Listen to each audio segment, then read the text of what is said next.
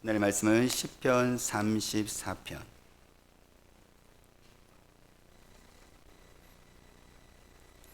시편 34편 1절에서 우리 10절까지 저와 여러분들이 천천히 하나님의 말씀을 우리 같이 함께 우리 읽도록 할게요. 1절부터 10절까지 천천히 같이 읽습니다.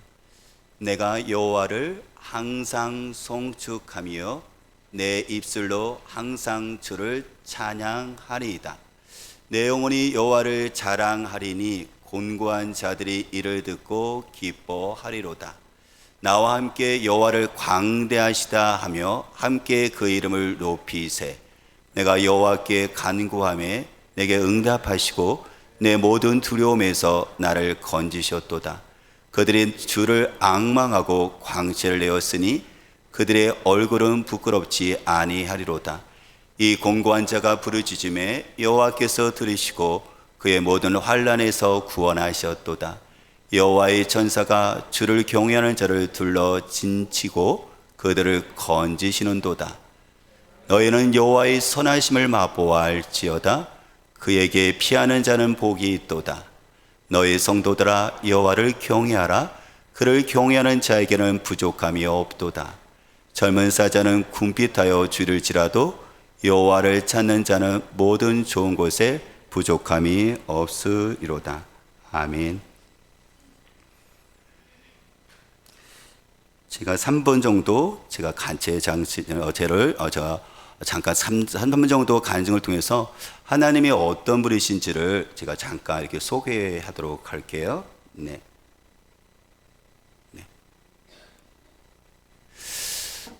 저에게 있어서는 두려움이 있었고 그 두려움은 저로 하여금 환난을 가져오게 했었는데요.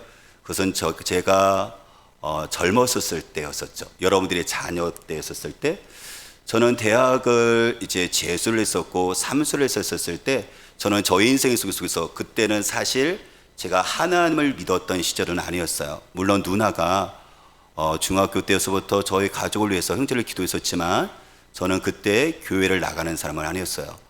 재수와 삼수하면서 서울에서 이제 제가 이렇게 독서실에서 공부를 하면서 저에게 있어서는 큰 두려움이 있었어요. 내 인생은 끝이라는 생각이죠. 대학을 떨어지면 나에게 있어서는 미래가 없다, 보장이 되지 않는다는 그 두려움으로 해서 공부를 열심히 하고 있었지만 여전히 제 마음은 여전히 힘들었었어요. 그때 신기하게도 도서관, 제가 있었던 독서실 주변에는 믿는 형들이나 믿는 친구들로 주변에 사람들이 가득 찼었어요. 도서관에서, 독서실에서. 그래서 그들과 같이 함께 새벽에 제가 저기 있는 저 교회를 이제 다니기 시작을 했었거든요.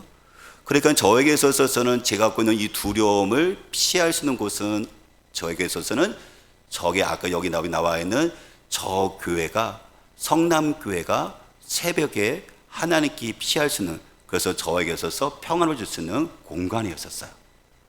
삼술남에서부터 저에게 있어서는 이제 그때는 종합반을 다녔었는데요.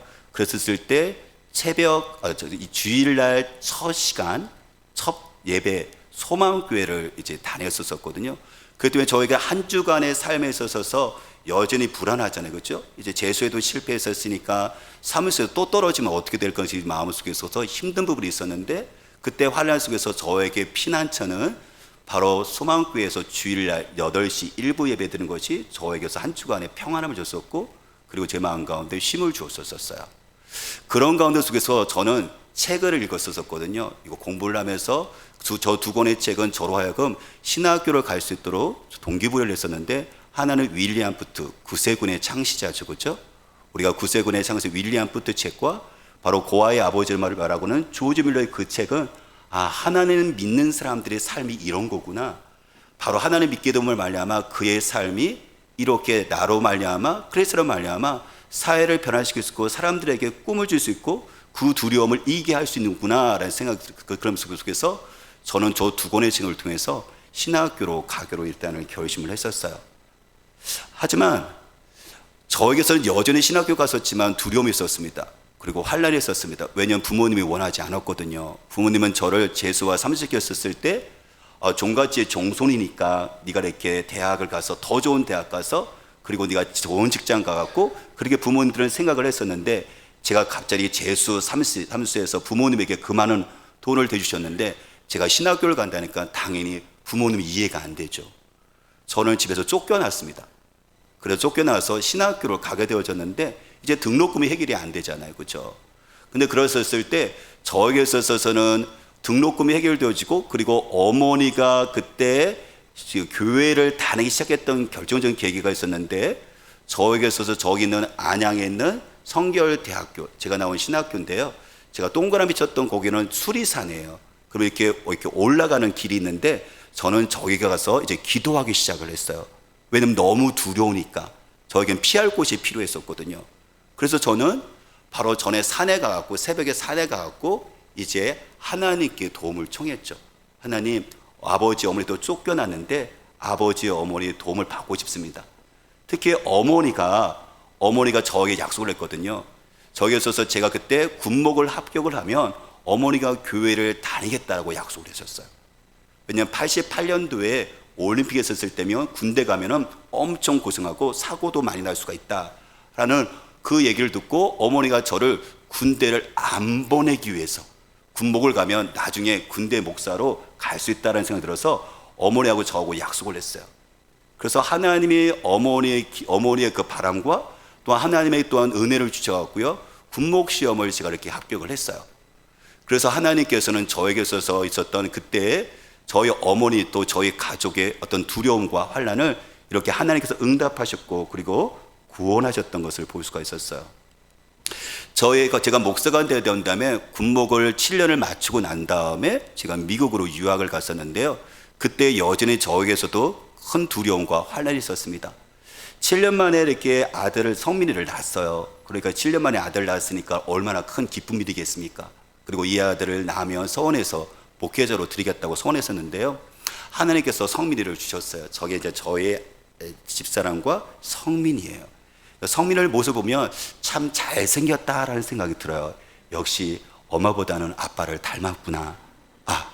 제가 피할 곳을 마련해 드리니까 엄마를 닮았으면 더 멋있었을 거예요. 네네.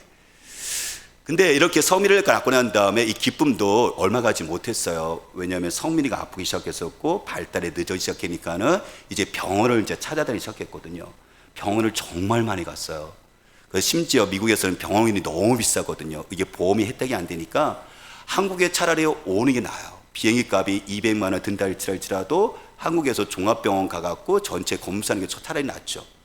그래서 이제 한국으로 와서 또 우리가 검사를 했을 때 거의 성민이가 2살, 3살 때는 거의 한국 병원, 미국 병원을 계속 다녔던 것 같아요. 저에게는 어둠이었었죠. 절망이었었죠.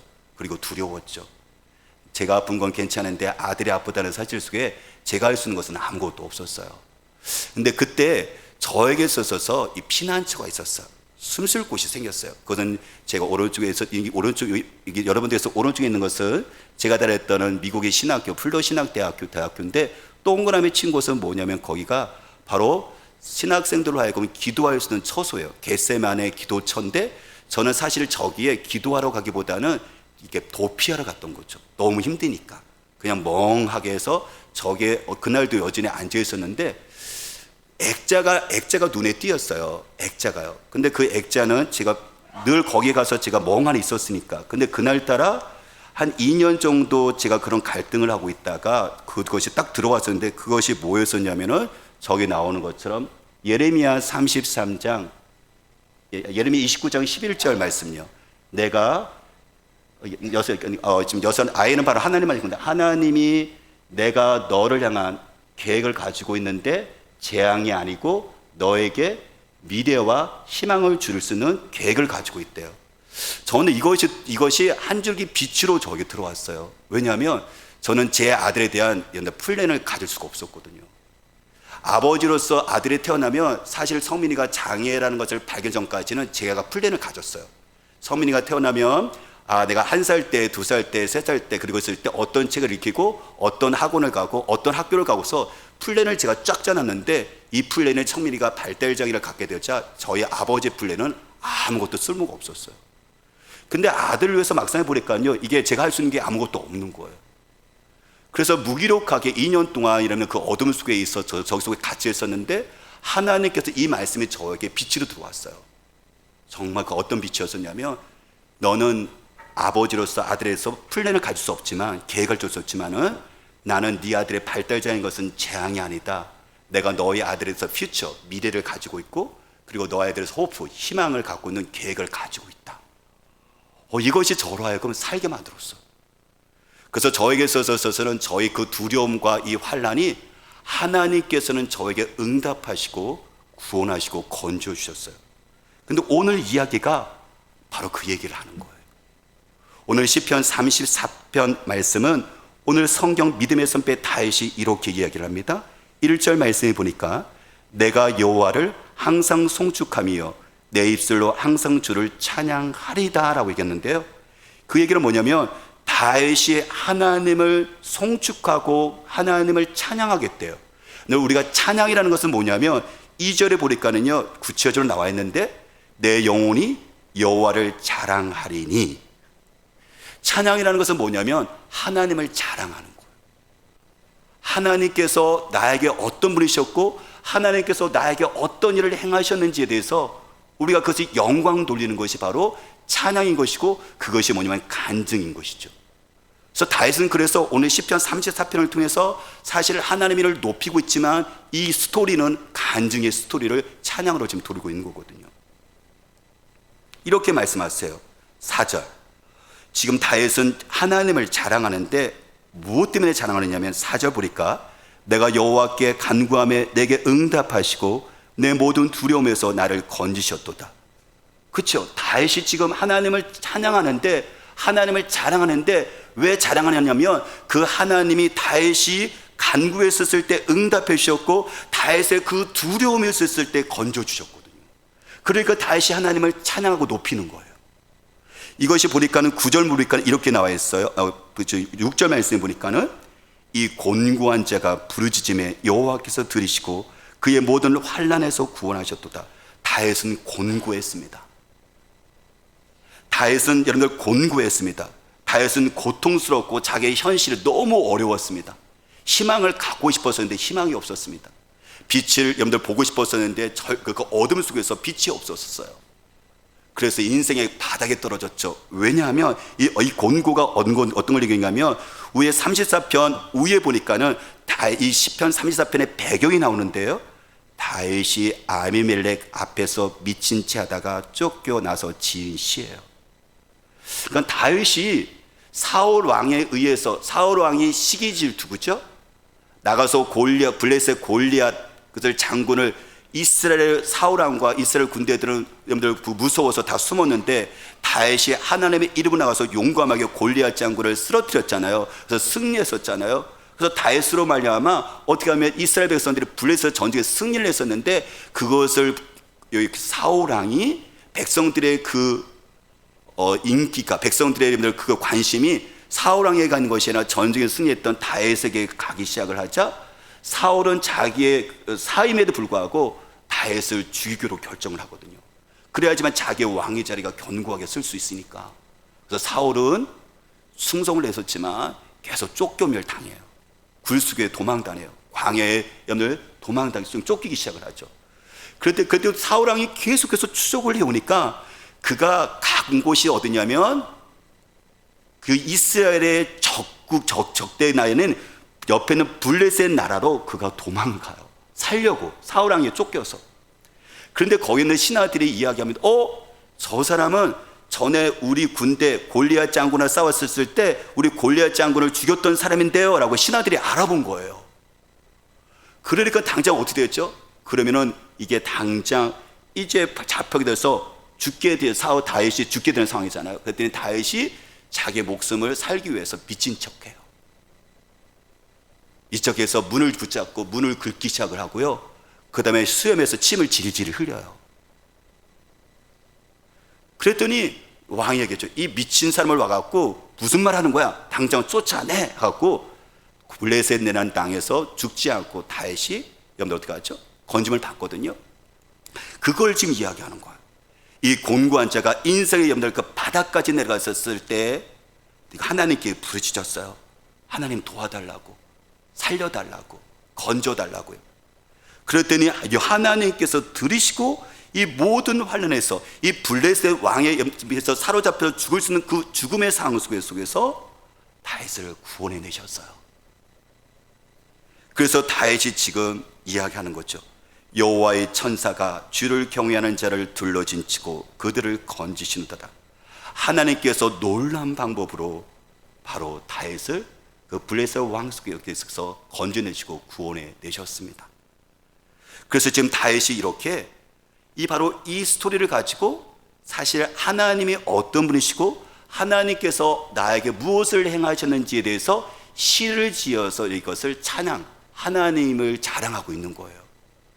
근데 다윗은 여기서 그치는 것이 아니라 그는요 자기 자신의 간증으로 그쳐지는 것이 아니라 이제 8절 말씀 보면 그는 이스라엘 민족의 공동체로 향해서 찬양하도록 요청을 해요. 8절 우리 같이 읽어볼까요? 너희는 여호와의 선하심을 맛보아 알지어다. 그에게 피하는 자는 복이 있도다. 다윗이 지금 1절부터 7절까지는 나는 하나님께 내 모든 두려움에서 하나님께서 나를 건지심에 대해서 하나님을 자랑하고 높였던 이 다윗이 이제 누구에게 향하고 있냐면 너희는 하면서 이스라엘 민족의 공동체를 향하고 있어요. 왜요? 이스라엘 민족의 공동체도 곤고한 자들이 많았거든요. 사울왕이 정치를 잘했으면 좋았을 텐데 사울왕처럼 다윗처럼 그것처럼 사울왕에 의해서 억울함을 당하는 사람도 많았었고 가난한 사람도 많았었고 환난 당하는 사람들 백성들이 많이 있었거든요. 그래서 지금 다윗은 나도 공고한 자인데 하면서 이스라엘 백성이 또 동일하게 인생의 바닥 속에 떨어져 있는 그래서 빛을 보기를 원하는 그 곤고한 자들 너희는 여호와의 선하심을 맛보아 알지어다라고 했습니다. 왜냐하면 다윗은 하나님이 선하시다라는 것을 맛보았거든요. 맛을 볼 뿐만 아니라 그것을 알았거든요. 그는 직접 그걸 깨달았거든요. 자기 인생 가운데 있을 때 사울왕에 쫓겼었을 때 블레셋 왕에 의해서 자기 자신의 그 두려움과 그리고 그 위험 속에서 자기를 건지셨던 하나님, 응답하셨던 그 하나님이 얼마나 선하신 분인지를 그는 맛보았거든요. 그래서 똑같이 자기에게 사울왕에 의해서 억울함을 당한 사람들이 자기에게 모였었을 때 그들에게 이야기하는 거예요. 하나님이 선하시다. 너희들 내가 그 선하심을 맛보았는데 직접 경험했는데 곤고한 자들아 너희들도 그 하나님의 선하신 것을 너희들이 직접 경험했으면 좋겠다라고 지금 요청을 하는 거예요. 지금 하나님의 선하심을 맛보아야 됩니다. 홍어의 홍어를 맛을 봐야지만이 홍어가 어떤 것인지 알아요. 근데 우리 전라도 같은 경우는 우리가 잔치할 때 그렇죠? 아니면 장례식이든 아니면 결혼식일 때는 항상 이렇게 했을 때 보면 우리가 홍어를 먹어봐서 우리는 그 맛이 어떤지 알아요. 근데 전라도가 아니라 다른 곳에 있는 사람들은 대부분이 홍어 하며 그거 사람들도 알아요. 어떻게? 홍어 톡 쏘는 거 삭히면 코가 뻥 뚫리는 거 너무 잘 알아요. 어떻게 알아요? 아니면 들었대요. 어떻게 하려면 인터넷에서 검색해 보니까 나왔대요. 여러분들 우리는 홍어가 먹으면 삭힌 거 먹으면 이렇게 톡 쏘고 헐 때는 코가 뻥 뚫리는 것을 책으로 한 게 아니에요. 우리는 누구한테 들어서 한 게 아니에요. 우리는 뭐죠? 홍어를 직접 먹어봤기 때문에 이게 톡 쏘는구나 뻥 뚫리는 것을 우리는 아는 거예요. 그러니까 이것이 책에서 하는 것과 들어서 아는 홍어 맛을 하는 것과 직접 홍어 맛을 먹어서 맛을 하는 거하고는 다르다는 거예요. 차원이. 그 때문에 지금 그 하나님의 선하심을 누구한테 들어서 한 것도 아니고 이거 배워서 한 것도 아니고 다윗이 자기 인생 가운데 있을 때 그 모든 두려움과 모든 환난에서 하나님께 기도했었을 때 응답하시고 자기를 구원하신 그 하나님을 직접 맛을 본 거예요. 하나님을 맛을 본 거예요. 하나님의 어떤 맛이요? 선하다는 맛을 본 거예요. 그가 이거는 지식이 아니에요. 지식이 이해가 안 해요. 그거 뭐죠? 자기 인생에서 직접 맛을 본 거예요. 경험한 걸 얘기하는 거예요. 그 때문에 얘기하는 거예요. 너희 곤고한 자들아 내가 공고했었는데 하나님이 나를 이렇게 건져신 것을 너희들이 맛을 봤으면 좋겠다라고 얘기하는 거예요. 사랑하는 여러분, 여러분들께서 하나님은 어떤 분이신가요? 여러분들께서 하나님은 정말 선하신 하나님도 여러분들 직접 맛을 보셨나요? 우리 엄마가 그랬대, 우리 아빠가 그랬대, 하나님은 좋으신 분이대. 근데 그렇게 들어서 알고 있나요? 목사님의 설교에서 보니까, 성경책에서 보니까는, 하나님은 좋으신 분이대 라고 여러분들 설교를 통해서 여러분들이 성경책을 들어서 그 지식으로 이해를 하고 있나요? 네, 그것도 좋은 거지만 홍어 맛을 봐야 되는 것처럼 하나님의 맛을 봐야지만 하나님의 어떤 분이신지를, 선하신 것을 직접 경험할 수 있는 거예요.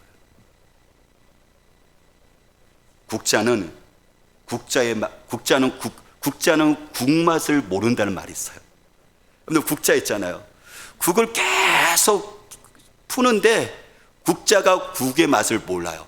이게 단맛인지 짠맛인지 이게 매운맛인지. 열심히 국을 펐는데 이 국자는 국맛이 뭔지를 모르는 거예요. 우리는 열심히 교회를 나왔는데, 열심히 또 어떻게 보면 예배를 드리고 있는데, 하나님이 선하신다는 그 맛을 모르는 사람이 정말 국자의 인생을 사는 사람이 또 많이 있다는 거예요.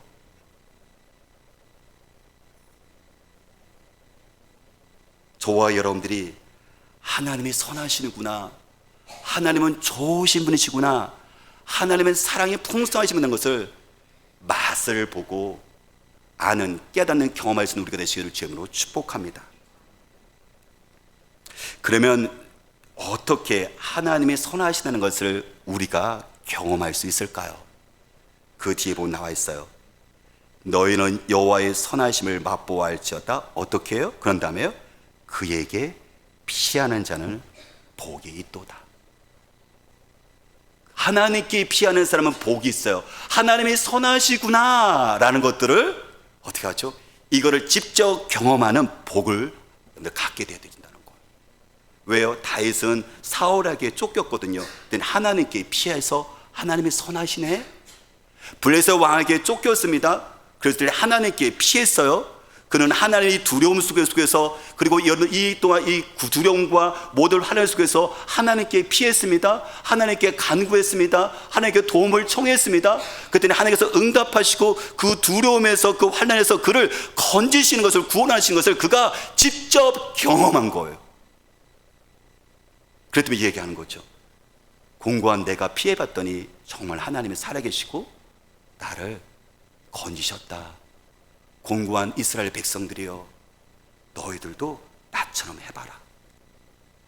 하나님께 피해보라고 이야기를 하고 있는 거예요. 그러면 하나님의 선하시는 것을 맛볼 수 있다고요.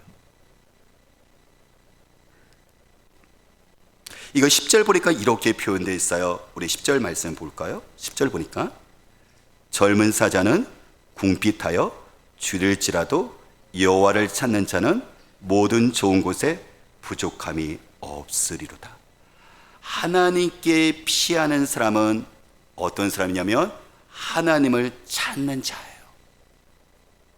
다윗이 블레셋 왕에게 쫓김을 당했을 때, 사울 왕에서 도망칠 수밖에 없었을 때 하나님께 피하잖아요. 그렇죠? 그가 하나님을 찾아요. 그 자리에서 말이죠. 하나님 도와달라고, 이 두려움에서 나를 벗어나게 달라고, 하나님 이 상황에서 하나님께서 나를 건져달라고요. 하나님을 찾습니다.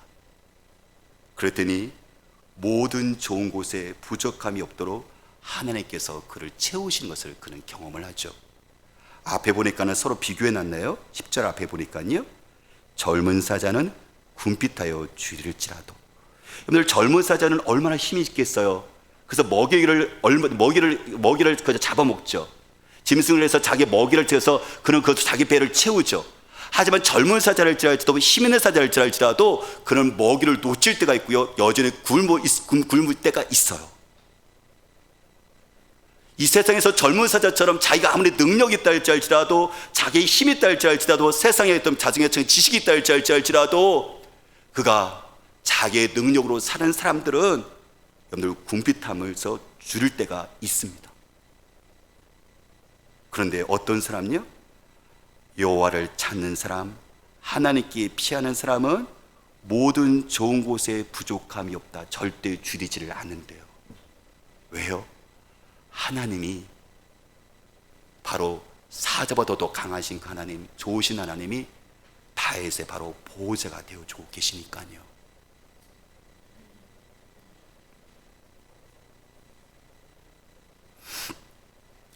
제가 요즘 좋아하는 그 프로그램 중에 한 가지가 오은영 박사님, 제가 프로그램을 좋아하거든요. 저에게도 관련되어 있어서 오은영 박사님이 그 프로그램 중에 보면 금쪽 같은 내 새끼라는 프로그램이 있어요. 그러니까 자녀들을 이렇게 양육을 하는 데 있어서 어려우니까 오은영 박사에게 도움을 청하는 그런 프로그램이에요. 근데 제가 한 그 프로그램을 봤는데 거기 보니까요, 그 두 부부가 나오는데 부부가 정말 힘들게 아기를 가졌어요. 근데 쌍둥이에요. 남자하고 여자아이. 그런데 이 부부가 저녁만 되면, 밤만 되면 날마다 싸우는 거예요. 그래서 엄마는 싸우고 나니까 아이들이 다 듣잖아요. 그러면 아이들 앞에서 울면서 이야기하죠. 엄마가 울어서 미안해. 아이들이 그것을 그대로 봤으니까. 싸우는 것은 사실 아이들에게는 전쟁과 같은 그런 효과가 있다잖아요. 그러니까 남편과 싸우고 나서 아이들이 자고 있으면 거기 가갖고 아이들 앞에서 우는 거예요. 엄마가 울어서 미안해 하고요. 그때는 아버지도 당연히 어떻게 하죠? 미안하니까는 또 술을 마시고 난 다음에 정말 열심히 우리 아이들을 잘 키우고 싶은데 어떻게 할지 모르겠어요. 너무 괴로워요. 제발 좀 도와주세요 라고 울더라고요. 근데 그 아내 같은 경우는 이제 어렸었을 때 아버지하고 어머니가 이혼을 하고 엄마가 자기를 버리고 떠났어요. 그러니까는 이거에 대한 두려움이 더 많은 거예요, 이게. 그래서 내 아기들을 내가 지켜야 된다는 그 생각 속에서 남편에게 더 힘들게 하는 모습이 나타나고 있더라고요. 근데 또 여기 나오는 또 아버지 같은 경우는, 남편 같은 경우는 어렸을 때 아버지가 가난했기 때문에 저녁 때마다 밤마다 계속 술을 마시고 위로를 받았던 거예요. 그러니까 아버지의 모습이 자기에게도 이게 나타나기 시작을 한 거예요. 그러니까 두 부부가 정말 행복한 가정을 만들고 싶고 아이들을 잘 키우고 싶은데 서로에게 상처를 주고 있는, 원하지 않는 상처를 주면서 그들이 펑펑 울고 있는 그 모습을 보면서 너무 안타깝더라고요. 늘 젊은 사자랄지라도요, 궁핍하여 주립니다. 그런데 여호와를 찾는 사람은 모든 좋은 것에 부족함이 없습니다. 손경민 목사님이 계세요. 그 손경민 목사님의 간증을 듣다 보니까요, 손경민 목사님 같은 경우는 자기가 태어나다 보니까는 깨어진 가정이래요. 태어났는데 아버지가 어머니와 자기 두 자녀를 버리고 아버지가 나가버린 거예요. 아버지가 누군지도 모르는 거예요.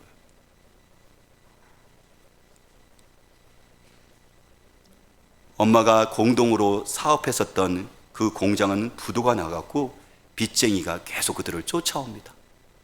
1년에 이사를 4번을 다닌대요. 어머니가 28살 때 그 두 아이들을 키웠는데 28살이니까 경제적인 능력이 없잖아요. 아버지가 없으니까, 아버지가 나갔으니까. 두 자녀를 키우는데 다른 사람의 그 가정 도우미로 식당과 시장에서 밤늦게까지 일을 하는 거예요. 여기 나오는 손 목사님 같은 경우도 초등학교 4학년 때 신문 배달을 시작했대요. 알바를요. 그리고 초등학교 6학년 때는 구두방에서 구두를 닦기 시작했대요. 자기가 공부하면서 똑같이, 엄마와 똑같이 알바 공부 이것이 계속 반복이 되어졌다고 얘기합니다. 근데 그렇게 해서 지금 돌아보니까 시간이 흘러서 이제 결혼까지 하고 자녀까지 있잖아요. 돌아봤는데 자기가 불행하다고 생각하지를 않았대요. 분명히 현실은 불행한데, 실패인데, 그리고 버림받은 인생인데 자기가 버림받았다, 실패했다, 자기가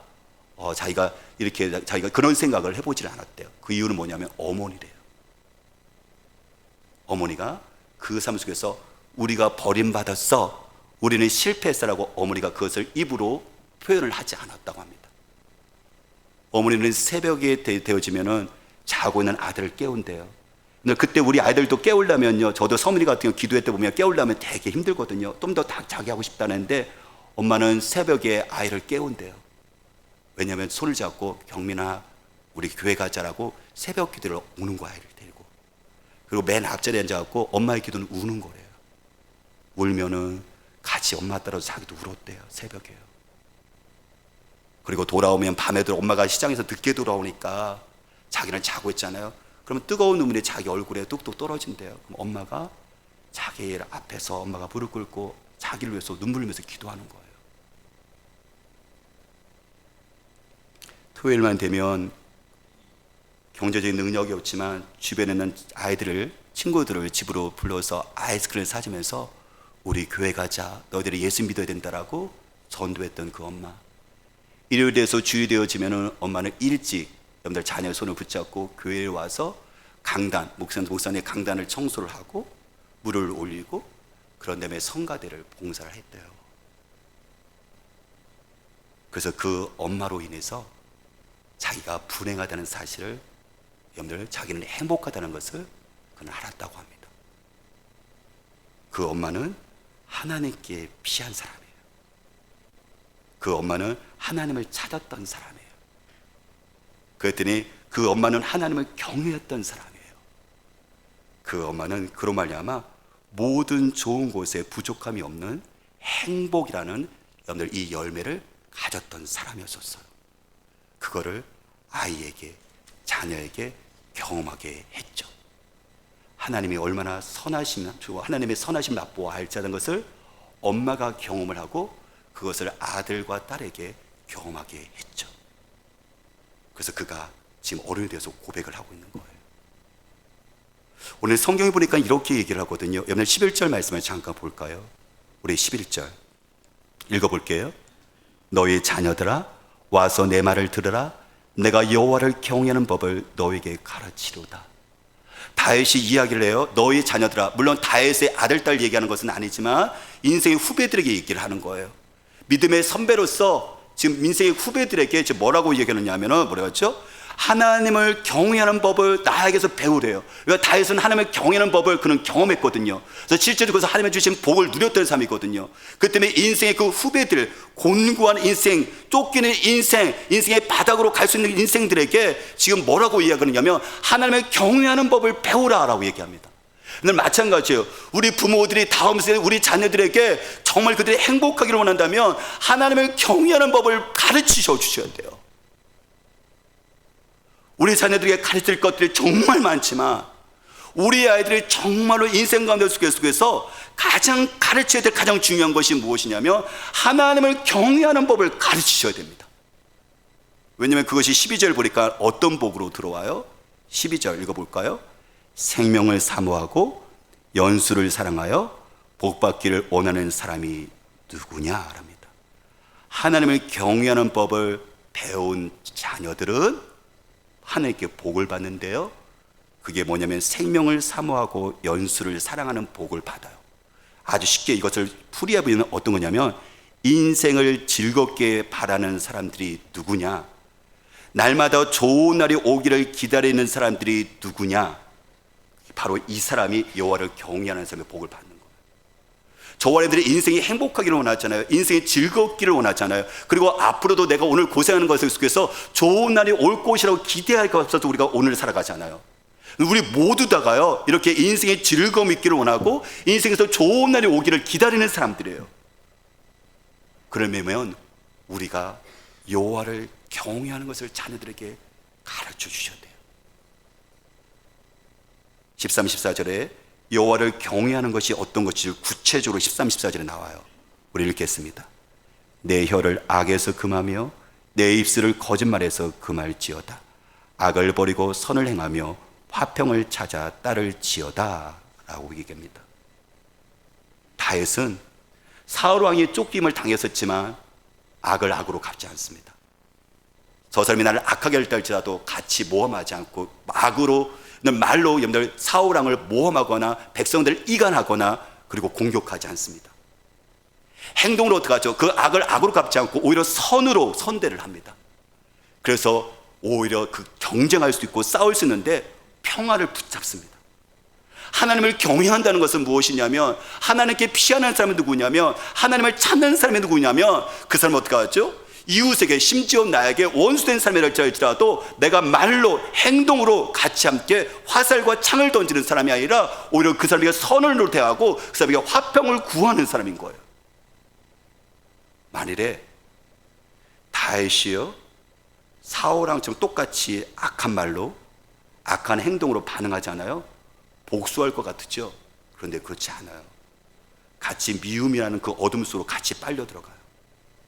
뿐만 아니라 복수의 회오리 바람 속으로 같이 빨려 들어갑니다. 그래서 생명 있는 삶 절대 못 살아요. 이게 사는 게 아니에요. 단어에서는 좋은 날을 기다리는 것이 아니라 나쁜 날만 기다릴 수밖에 없을 거예요. 그래서 오늘 다윗은 이야기를 하고 있습니다. 하나님을 경외하는 사람들, 내가 하나님을 경외하는 것을 경험했는데 바로 하나님께 피해라. 사람이 쫓아오면 똑같이 하지 말고 하나님께 피하라. 그리고 하나님을 구해라. 그러면 하나님께서 어떻게 하신다고요? 15, 16절 보니까는 여호와의 눈은 의인을 향하시고 그의 귀는 부르짖는 나에게 귀를 기울이시고, 16절 보니까 여호와의 얼굴은 그 악을 행하는 그 사울에게 어떻게 한다고요? 스스로 하나님께서 그것을 보복하신다라고 얘기를 하세요.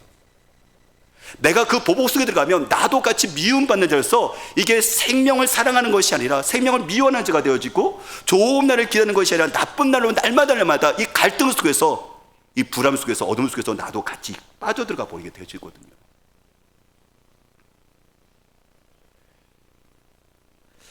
한 집사님하고 이야기를 하게 됐는데 그 집사님이 이야기하면서 그런 얘기를 하더라고요. 어머니가 시어머니가 치매를 걸리신 거예요. 치매를 걸리시니까 얼마나 이렇게 힘들어요, 그렇죠? 물론 요양병원에 계신데 그 요양병원에서 더 이상 있을 수가 없는 거예요. 왜냐하면 계속해서 그 요양병원에서 어머니가 이제 소리를 지르시고, 또 어머니가 또 이야기를 하니까는 어머니가 이제 나가라고, 다른 데 가라고. 그러니까 어머니가 일세야 될 요양병원을 찾게 되어지고, 근데 안타까운 것은 어머니가 이제 시어머니가 치매가 되다 보니까는 며느리가 이렇게 잘함에도 불구하고 며느리를 오해를 하고 며느리를 욕하고 며느리를 나쁘게 하는 거예요, 자꾸만. 그러니까 이렇게 얼마나 힘들겠어요. 사실 이렇게 딸들은 고모도 있지만은 며느리가 다 챙기는 거예요. 전남대 병원도 데려다 주고, 요양병원도 알아보고, 병원비도 내고. 그랬더니 아들이 그랬대요. 엄마, 딸들은 고모들도 엄마만큼 알았는데 너무한 거 아니야? 그랬더니 엄마가 이야기를 했대요. 엄마도 힘들고 정말 화도 나는 건 분명히 있는데 우리가 하나님께 분명히 뜻이 있을 거야. 좀 더 기다려보자고요. 여러분들, 이게 여호와를 경외하는 사람이에요. 아들에게, 그 아들은 복을 받는 아들이에요. 왜요? 하나님을 기다리는 사람, 하나님께 엄마는 그러면서 어떻게 하냐면 그것이 계속 쌓이니까 어떻게 하냐면 그 집사님이요, 새벽에 나와서 기도하시더라고요. 왜요? 이게 쌓이니까, 이게 막히니까, 이게 어둠이니까는 이 어둠 속에서 뭔가 숨 쉴 수 있는 공간이 필요하잖아요. 그러니까요, 새벽에 나와갖고 하나님께 하소연하면서 숨을 쉬더라고요. 중간중간마다, 그런 힘들 때마다, 어머니가 그럴 때마다 중간중간에 하나님께 피하고 하나님을 찾고 하나님께 간구함으로 말미암아 자기 숨 쉴 수 있는 공간을 만들어 가더라고요. 정말 지혜로운 거죠. 더 중요한 건 뭐냐면 그 아들이 그걸 보고 있다는 거예요. 엄마가 이걸 어떻게 하나, 엄마가 모든 환난과 그리고 모든 두려움 속에서 엄마가 이것을 어떻게 극복하는지를 여러분들 분명히 그 아들과 딸은 그걸 보고 있거든요. 그래서 하나님이 얼마나 선하신 분이신지를 여러분들 알고 맛볼 수 있도록, 맛보고 알 수 있도록 경험하게 하고 있는 거거든요. 사랑하는 여러분, 오늘 주님 말씀하십니다. 17절 말씀하시기를 의인이 부르짖음에 여호와께서 들으시고 그들의 모든 환난에서 건지셨도다. 18절에 여호와는 마음이 상한 자를 가까이 하시고 중심으로 통회하는 자를 구원하시는도다. 그렇죠. 다윗은, 그리고 또한 저와 여러분들은 외부에서 두려움과 환난이 오면 단지 그 문제가 아니라 마음까지 상해요. 마음까지 깨져버려요. 그런데 하나님께서는 그곳 가운데 계셨고 뭐라고 말씀하신다고요? 내가 너희를 알고 있고, 그리고 네가 낙심할 때 내가 너를 도와서 어떻게 한다고요? 숨 쉴 수 있도록 해줄게 라고 말씀하시는 거예요. 지금 사실 여러분, 그렇습니다. 우리에게 숨 쉴 수 있는 곳이 필요해요. 자녀를 기르면서, 직장 생활하면서, 신앙생활 하면서 사람들 살아가면서 속에서 수없이 밀려 들어오는 여러분들 이 어둠 속에서 빛이 필요하고, 꽉 막혀있는 여러분들 이 상황 속에서 내가 그래도 편안하게 여러분들 쉼을 쉴 수 있는 그 공간과 여백은 어디 있느냐면 바로 하나님께 피하는 거예요. 다윗은 자기의 그 상한 마음을, 깨어진 마음을 하나님께 가져가면서 자기의 숨 쉴 수 있는 공간을 여러분들 마련하기 시작합니다. 하나님께서 그를 쉬게 하셨고 쉼을 주셨고 안식을 주셨고, 그러하여금 어떻게 하냐면 19절 우리 같이 읽어볼까요? 의인은 고난이 많으나 여호와께서 그의 모든 고난에서 건지시는도다. 그의 모든 뼈를 보호하시며 그 중에서 하나도 꺾이지 아니하도다. 그렇죠. 다윗 시절에서 하나님께 고난이 없던 게 아니에요. 고난이 많습니다. 하나님 믿는 사람을 들어서 평탄한 삶 절대 아니에요. 좋은 날만 있는 게 아니에요. 나쁜 날이 많아요. 다윗처럼 환난이 많아요. 늘 평탄한 것이 아니에요. 오히려 고난이 더 많아요. 근데 그 다음에 중요한 게 있어요. 뭐라고요? 그 고난 가운데 서도 하나님께서 모든 환난과 그 두려움에서 우리를 구원해 주시고 응답해 주신다는 것이 중요한 거예요.